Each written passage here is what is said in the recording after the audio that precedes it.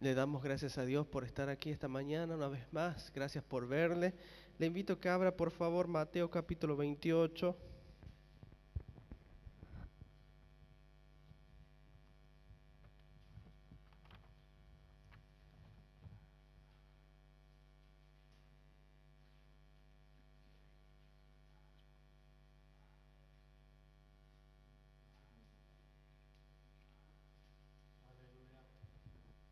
Mateo capítulo 28, versículo 18.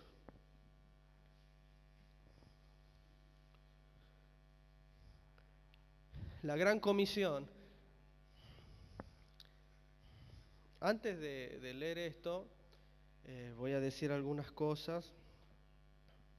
Si usted quiere tomar apunte. Estamos en el Evangelio según Mateo.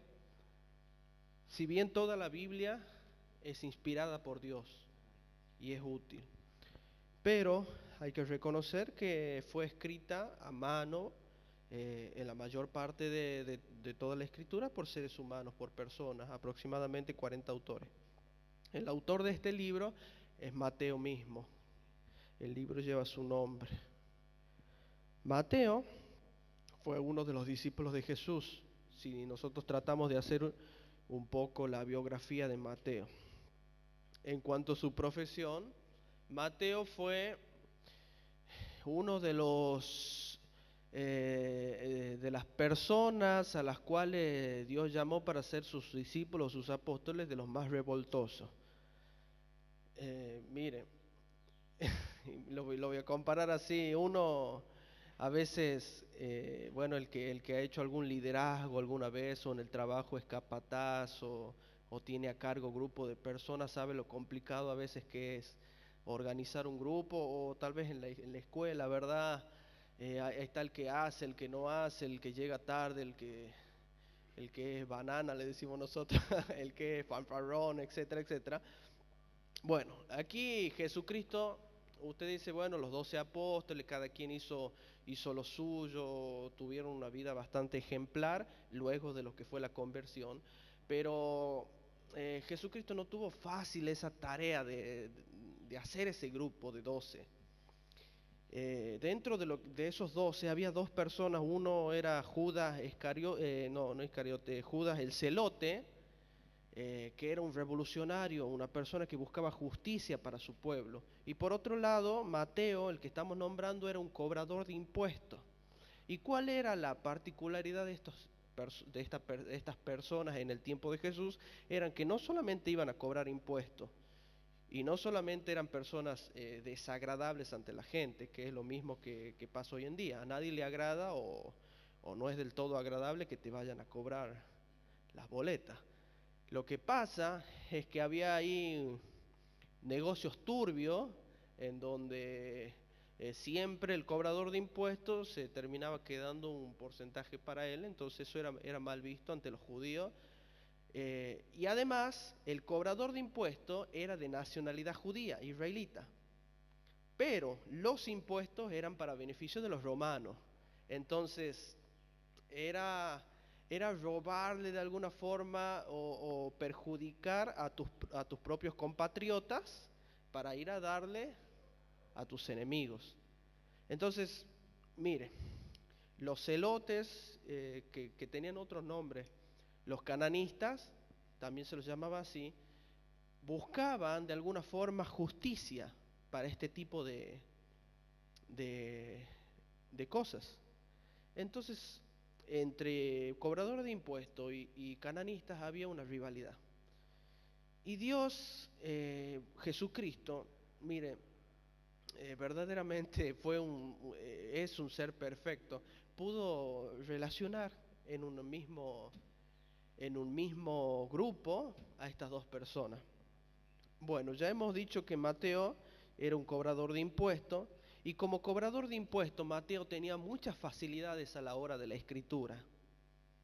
El libro de Mateo es un libro muy, muy lindo, muy rico en escritura, cómo está ordenado cronológicamente. Ellos, los cobradores de impuestos en ese tiempo, se les llamaba publicanos. Los publicanos tenían muy buena noción de la letra, de la escritura, de los números, eran muy correctos, ordenados, y todo eso Mateo lo tenía incorporado para sí. Mateo escribió este libro y ya finalizando el último capítulo, el capítulo 28, nosotros vamos a tratar de leer desde el versículo 18.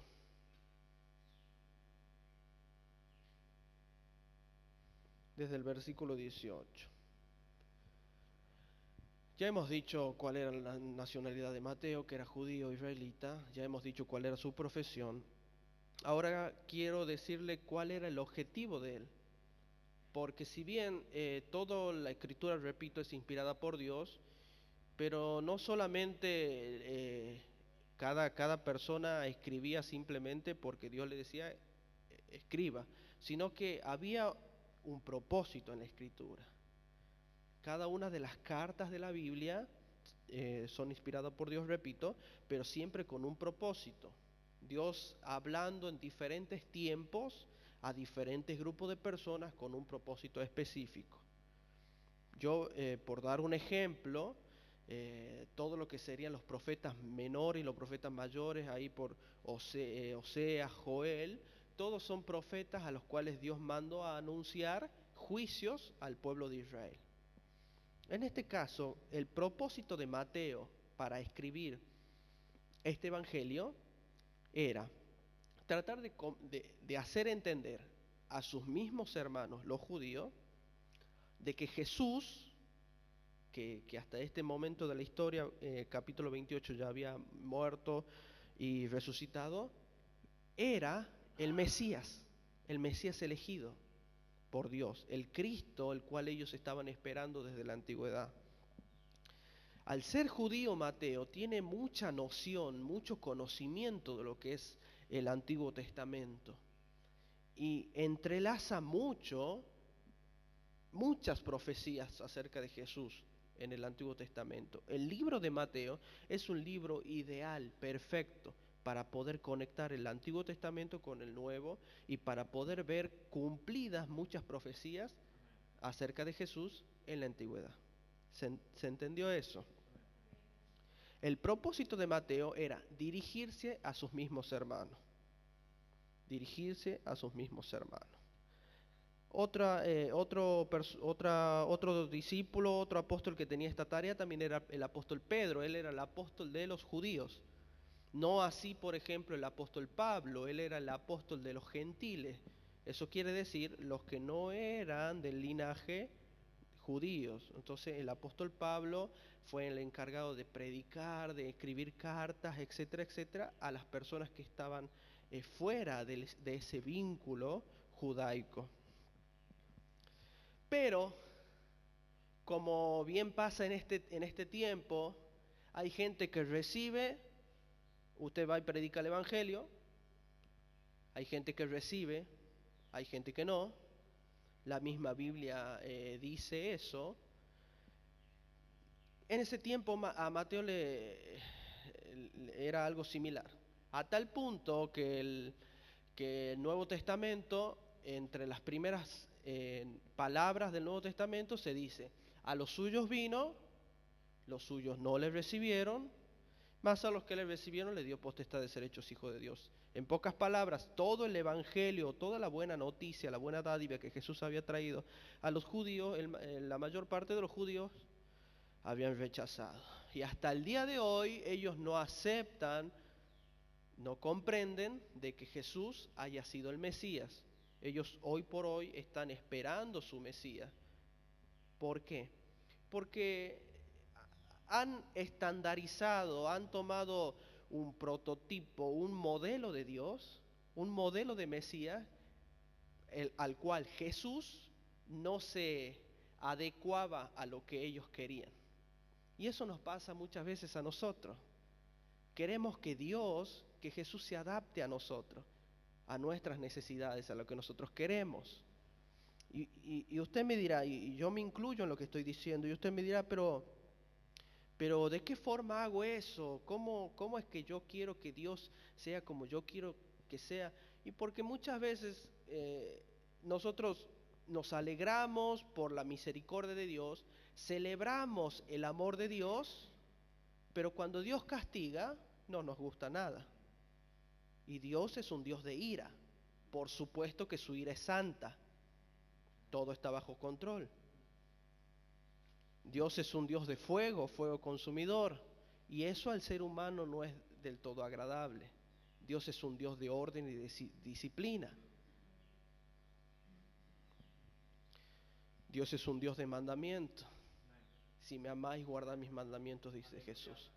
Entonces, Dios nos libre, ¿verdad?, de no caer en el mismo error de los judíos, que teniendo al Mesías frente a sus ojos, la ceguedad y su ambición de querer tener algo a su voluntad, a su propio querer, los privó de tan grande bendición. Pero la Biblia dice que a los que le reciben a Él, ellos tendrán potestad, los que le reciben a Jesús, ellos tendrán potestad de ser hechos hijos de Dios. Y como le estoy diciendo, esas personas van a ser aquellos que dejen de lado su orgullo, su querer. No es lo que yo quiero, Señor, es lo que tú quieres para mí. No sea hecha mi voluntad, sino la tuya. Ahora sí, en ese contexto, Mateo capítulo 28, versículo 18. Jesús está dando las últimas pautas, las últimas instrucciones antes de dejar esta tierra, y les dice a los discípulos así: y Jesús se acercó y les habló diciendo, y usted, esta palabra, tómela también para usted, ¿sí? Para usted. Se le acercó diciendo, toda potestad, todo poder, esto también se lo traduce como autoridad, toda autoridad, toda potestad, me es dada en el cielo y en la tierra. Aquí Jesús ya estaba haciendo una declaración de victoria, más allá de que Él todavía estaba en la tierra, tomándose unos días ahí, instruyendo a sus discípulos. Él ya sentía dentro de sí su poder, nuevamente latente o en auge, porque recordemos que Él resucitó de los muertos al tercer día, y nosotros sabemos que Dios lo exaltó ahí. Y hoy nuestro Jesús está sentado a la diestra del Padre y desde ahí gobierna sobre todo. Jesús, estando ya en la tierra, Él ya sabía que ya tenía un lugar ganado, después de haber vencido, como venció en la cruz del Calvario. Entonces Él dice, toda autoridad me es dada, toda potestad me es dada en el cielo y en la tierra. Y ahora les dice a los discípulos, le dijo a sus discípulos allá hace 2000 años y nos dice a nosotros hoy por hoy. Lo hemos escuchado muchas veces, lo podemos saber de memoria, pero veamos en sí qué es lo que demanda Jesús. Por tanto, id y haced discípulos a todas las naciones.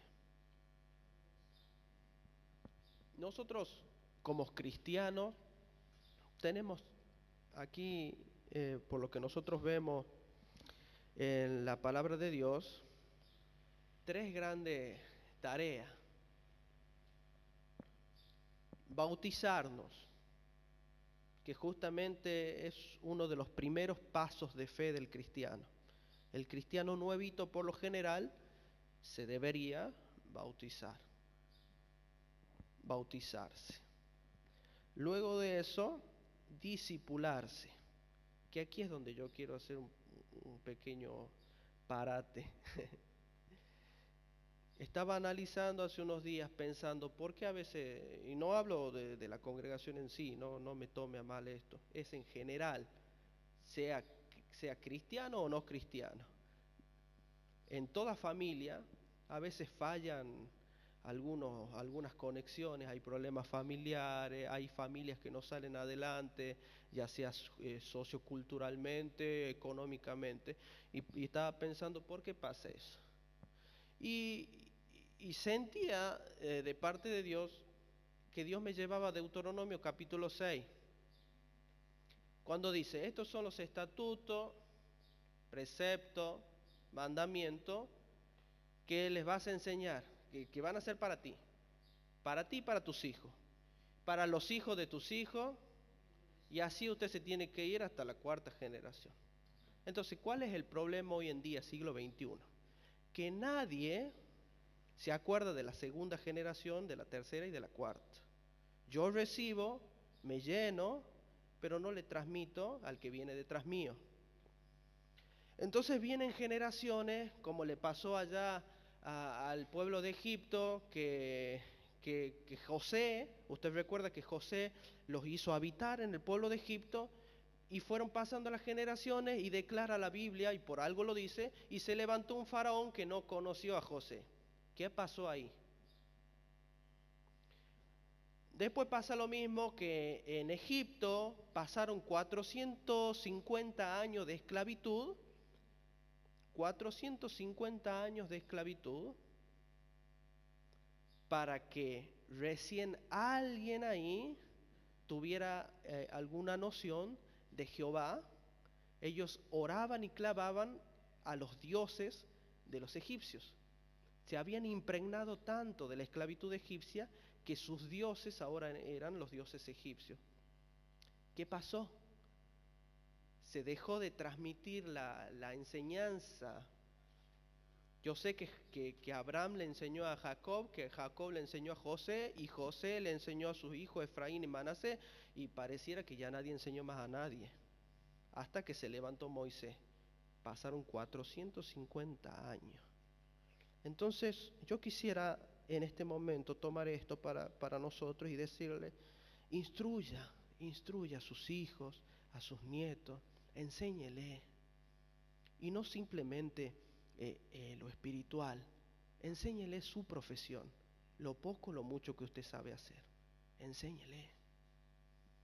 Tenga la iniciativa, dígale, venga para aquí, mi hijo, le voy a enseñar a cocinar, le voy a enseñar a hacer, yo lo voy a enseñar a hacer sándwiches, toca la guitarra, enséñele, transmita, comparta. Creo que eso, hace rato ya que Dios nos lleva a hablar del amor, y el jueves, sin ir más lejos, decíamos, amar es buscar el beneficio del otro antes que el nuestro, compartir lo que tenemos. Mire, Jesús, cuando enseñó sobre la institución de la Cena del Señor, y luego Pablo lo recalca en 1 Corintios capítulo 11, habla del cuerpo de Cristo, el cuerpo y su sangre. Son las cosas, hay muchos símbolos en la Biblia, en el tabernáculo, en el Antiguo Testamento, pero el pan y el vino, que viene a ser el cuerpo y la sangre, me parece que son ahí objetos de los más valiosos que podemos ver a lo largo de la Biblia. ¿Y qué es lo que enseña Dios ahí en la institución de la Cena del Señor? Partid, comed, este es mi cuerpo, que por vosotros es partido. Compartir. La unión hace la fuerza, ¿verdad? Entonces, aquí Jesús dice, por tanto, id, haced discípulos a todas las naciones.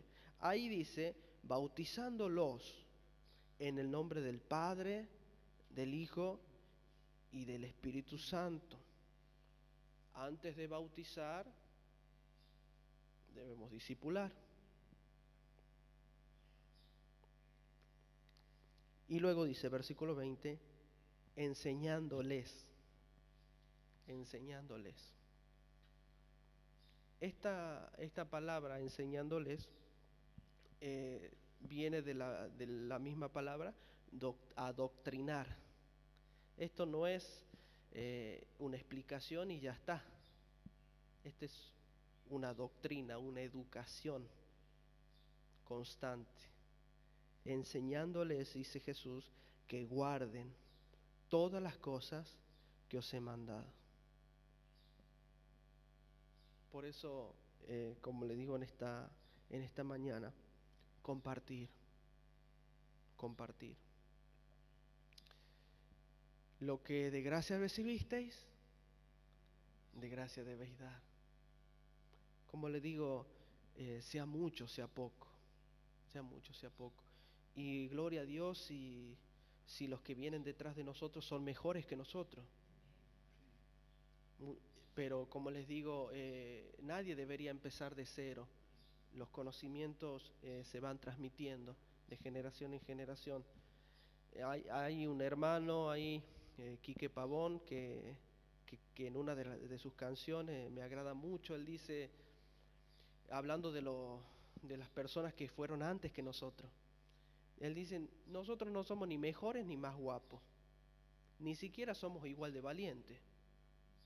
Si usted se pone a ver ahí el libro de las crónicas de los hermanos del escudo de la fe que ya están con el Señor, van a escuchar, hay gente mayor aquí que puede contar andanzas y vivencias de la gente de antes que no se comparan en nada a lo que nosotros hoy por hoy podemos llegar a hacer, y no estoy menospreciando nuestra actividad. Pero antes, hermano, mire, se caminaba, se iba, se predicaba, había siempre ahí un megáfono disponible para las plazas. Y bueno, este hermano en la canción dice, no somos ni mejores ni más guapos y ni siquiera somos igual de valientes. Y si hoy estamos más altos que ellos, es porque estamos subidos sobre sus hombros.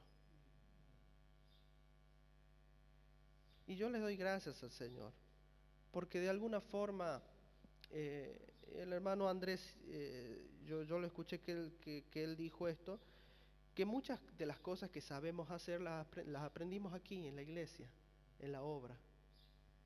Aquí fuimos instruidos y educados. Y Mateo 28:20 dice, enseñándoles que guarden todas las cosas que os he mandado. Todas las instrucciones para el cristiano están en su palabra. Que la palabra de Dios, hermano, sea viva en cada corazón, que nunca falte en su mesa, en su casa, porque ese es el pan de vida, ese es el pan de vida. Así como precisamos y necesitamos de nuestro alimento diario, nuestro alimento físico para hacer nuestras actividades, precisemos también de su palabra, que no falte nunca, que esté siempre presente con nosotros. Porque el libro de Santiago dice, aquel que esté falta de sabiduría, pídasela a Dios, Él se la dará en abundancia y sin reproche. Esta es la fuente de sabiduría. Y Dios dice en su palabra, yo no quiero sacrificio, holocaustos nada son, pero a Él le agrada la sabiduría, la inteligencia, porque el principio de la sabiduría es el temor a Jehová. Enseñándole que guarden todas las cosas que os he mandado, y he aquí, y esto, si a usted le gusta marcar su Biblia, márquelo con el color más fuerte que tenga, porque es la promesa, es una promesa muy, muy importante para nosotros hoy en día. Hay gente que está lamentablemente bajando los brazos, como dice la Biblia, hay rodillas endebles, hay gente que ya poco puede continuar en este camino, le está costando, y dice así su palabra: he aquí, yo estoy con vosotros todos los días. 450 años, los hermanos allá israelitas cortaron y cesaron la enseñanza, ¿no? Dejaron de transmitir, cortaron transmisión, se perdió la señal, pero Dios siempre estuvo ahí, siempre estuvo ahí. Y a veces nosotros nos desconectamos, y quiera Dios que no nos desconectemos por mucho tiempo, que Él nos haga volver a su presencia cuando nos sientamos lejos. Pero Él siempre está ahí, siempre está presente. Dice Dice su palabra, yo estoy con vosotros todos los días, todos los días. Nosotros a veces no estamos con Él un día o dos. Los domingos por lo general sí estamos con Él, ¿verdad? Pero a veces hay días ahí intercalados, gloria a Dios si podemos tener una comunión constante, pero no quiero en esta noche evidenciar a veces lo que no podemos hacer, sino quiero exaltar las virtudes de Dios. En nuestra debilidad, Él se hace fuerte. Él sabe que nuestra humanidad poco podemos hacer, que somos seres finitos. Él promete y dice, yo estoy con vosotros todos los días, hasta el fin del mundo. Y tome eso, por favor, en esta mañana. Salga de este lugar creyendo y confiando de que Dios está con usted y Él es galardonador de los que le buscan. A donde quiera que usted esté, si usted va a su trabajo, si usted va lejos o cerca, Dios está ahí. Dios está ahí. Y de la mano te llevará para que tu pie no tropiece en piedra. Dios está ahí. Y eso, hermanos, es lo más importante.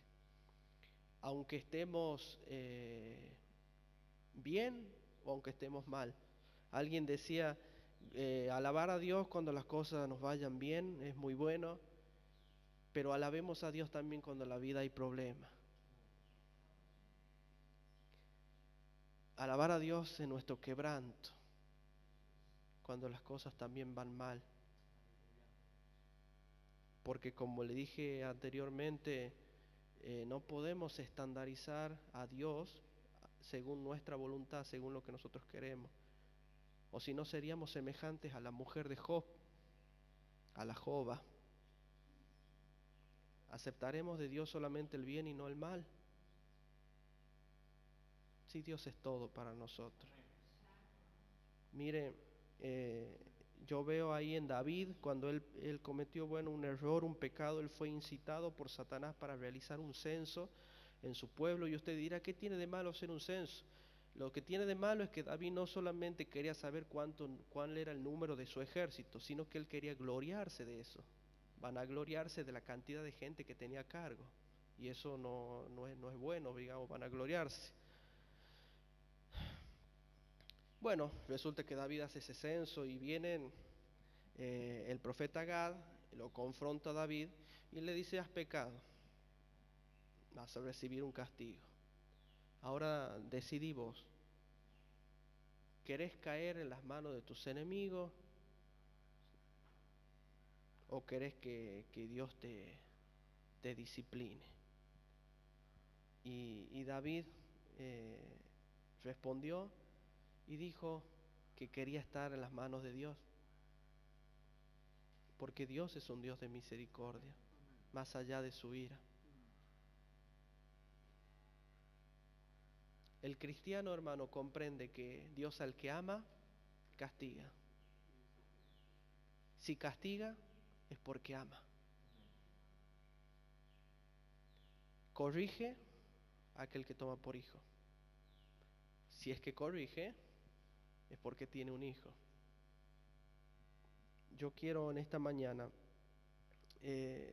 instarle a ustedes, animarles una vez más, que se sienta resguardado por Dios. Aquí la palabra dice, yo estoy con vosotros todos los días hasta el fin del mundo. Sepa que la cobertura de Dios y su misericordia es inagotable. Una vez que usted entró a la presencia de Dios, decíamos los domingos anteriores, habitar al abrigo del Altísimo es morar, es vivir continuamente en la sombra del Omnipotente, de aquel que todo lo puede. Y si Él lo puede todo, querido hermano, no hay nadie que pueda objetar algo, que pueda ir en contra. Si Dios es por nosotros, ¿quién contra nosotros? Podrá venir el enemigo como un río, pero Jehová levantará bandera y bandera de victoria. Usted puede ver a su lado caer 1000, 10.000 al otro lado, pero a usted no llegarle nada. Y si le llega algo, querido hermano, sobre el león y el áspid pisarás. ¿Cómo pisarás? Sí, seguirás avanzando. Por cuanto en mí ha puesto su amor, dice Dios, yo también lo libraré. Lo pondré en alto por cuanto ha conocido mi nombre. Dios nos ha regalado una vida abundante, una vida inagotable, una vida eterna.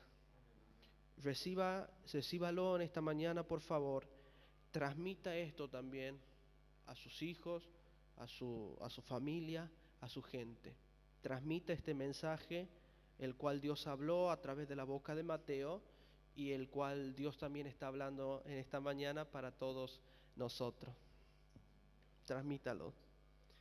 ¿Sabe? En la antigüedad la salvación solamente era para los judíos, para los israelitas. Ese era el pueblo escogido por Dios. Pero Dios había hecho una promesa a Abraham, la cual luego reafirmó en David, diciéndole que a través de ellos iba a ser bendita todas las naciones de la tierra. No solamente los judíos, sino también todas las naciones de la tierra. Y como les dije anteriormente, a los suyos vino. Él vino a buscar las ovejas perdidas de la casa de Israel, pero los suyos no le recibieron. Pero Dios esparció su misericordia a todos aquellos que creyeren y le recibieran a Él. Versículo 19, Por tanto, id y haced discípulos a todas las naciones. Hoy podemos celebrar que nosotros desde nuestro lugar en donde estamos, Dios nos ha llamado, Dios nos ha escogido, Dios ha puesto interés en nosotros. Y eso, hermanos, es algo estupendo, fenomenal, porque éramos lo más vil y menospreciado que había. Pero alguien fijó sus ojos en nosotros. El rey nos invitó a su mesa, el rey nos acercó a él, se interesó en nosotros. Sin nada más que decir, hermano querido, en esta mañana le invito a que inclinemos nuestro rostro, por favor, un minuto.